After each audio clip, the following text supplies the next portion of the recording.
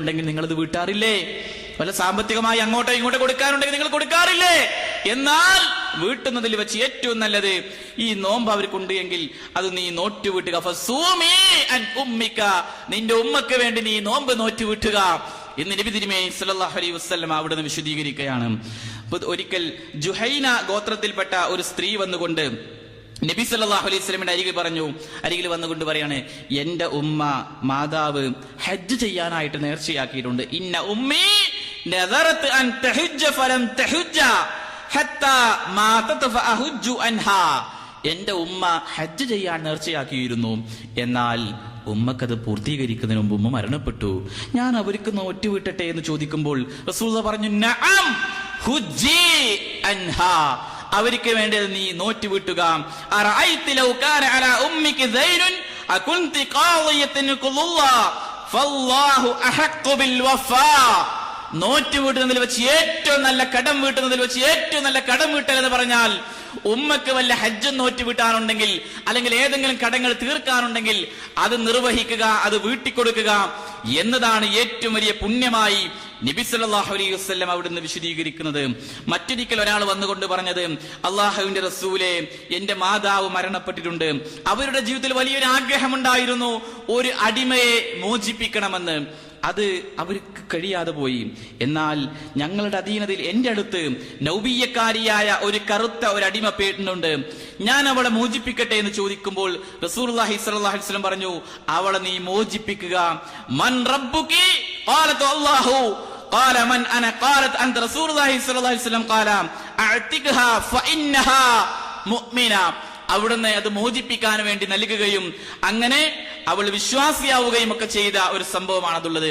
അതുകൊണ്ട് ഉമ്മയുടെ ആഗ്രഹങ്ങൾ ഉമ്മ ചെയ്യണമെന്ന്, ഉപ്പ ചെയ്യണമെന്ന്, നിറവേറ്റണമെന്ന്, അവർ ചെയ്യണമെന്നുള്ള പദ്ധതികൾ, ആഗ്രഹങ്ങൾ, മോഹങ്ങള് അത് സഫലമാക്കി കൊടുക്കുക.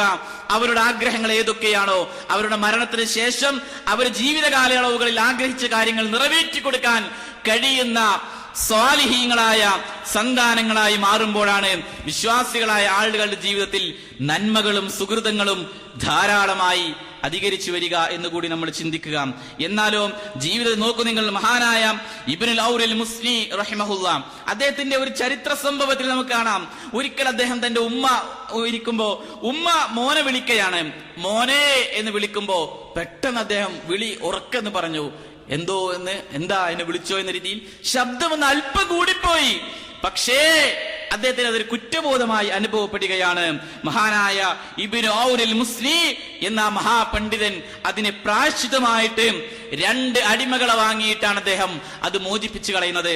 അങ്ങനെ 2 അടിമകളെയാണ് അദ്ദേഹം അതിന് പ്രായശ്ചിത്തമായിട്ട് അദ്ദേഹം നിർവഹിക്കുന്നത് എന്നതാണ്. മഹാന്മാരായ സഹാബിവര്യന്മാരിലേക്ക് കടന്നു ചെന്നാൽ അബ്ദുല്ലാഹ് ഇബ്നു സുബൈർ റളിയല്ലാഹു തആല അൻഹു, അദ്ദേഹം വലിയ ദീനി ചിട്ടയിൽ ജീവിക്കുമ്പോൾ തന്നെയും അദ്ദേഹത്തിന്റെ മകൻ ആമിർ എന്ന് പറഞ്ഞാൽ വലിയ ഭക്തരും ജ്ഞാനിയും ആലിമും ഒക്കെയാണ്. ആ മഹാനായ മനുഷ്യൻ, മഹാനായ അബ്ദുല്ലാഹ് ഇബ്നു സുബൈർ റളിയല്ലാഹു അൻഹു മരണപ്പെട്ടതിന് ശേഷം 1 വർഷക്കാലം മുഴുവനും അദ്ദേഹത്തിന്റെ മകന്റെ പ്രാർത്ഥനയായിക്കൊണ്ട് ചരിത്ര ഗ്രന്ഥങ്ങളിൽ പറഞ്ഞത്, 1 വർഷക്കാലം മുഴുവനും അദ്ദേഹം നിരന്തരമായി പ്രാർത്ഥിക്കുന്നത്, റബ്ബേ എന്റെ ഉപ്പക്ക് നീ പുറത്തു കൊടുക്കണമേ, എന്റെ ഉപ്പയോട് കരുണ കാണിക്കണമേ, ഉപ്പയെ പ്രയാസപ്പെടുത്തരുത് എന്ന രീതിയിൽ നിരന്തരമായി 1 വർഷക്കാലം മുഴുവനും പ്രാർത്ഥിച്ചിരുന്ന ഒരു സഹാബിയുടെയും ആ സഹാബിയുടെ മകന്റെയും ഒക്കെ ചരിത്രങ്ങളാണ് നമുക്ക് ജീവിതത്തിലെ പാഠങ്ങളേകുന്നുവെങ്കിൽ നമ്മൾ ചിന്തിക്കുക, നമ്മുടെ ജീവിതത്തിലെ ഒരിക്കലും തന്നെ മാതാപിതാക്കളെക്കാൾ വലുതായിക്കൊണ്ട് മറ്റൊന്നുമില്ല. ആദർശം മാത്രമേ അവരെക്കാൾ വലുതായിട്ടുള്ളൂ. ആദർശത്തിന്റെ വിഷയത്തിൽ ഒരിക്കലും അവരുടെ മുന്നിൽ ആദർശത്തിന്റെ കാര്യത്തിൽ മാത്രം നമ്മൾ തളരേണ്ടതില്ല, പതറേണ്ടതില്ല. ആദർശം കഴിഞ്ഞാൽ പിന്നീട് മാതാപിതാക്കളോട് നന്മയിൽ സഹവർത്തിക്കുക, പെരുമാറുക, ജീവിക്കുക. സഅദ് ബിൻ അബി വഖാസ് റളിയല്ലാഹു അൻഹുവിന്റെ ചരിത്രമാണ് അതിനുള്ള പാഠം.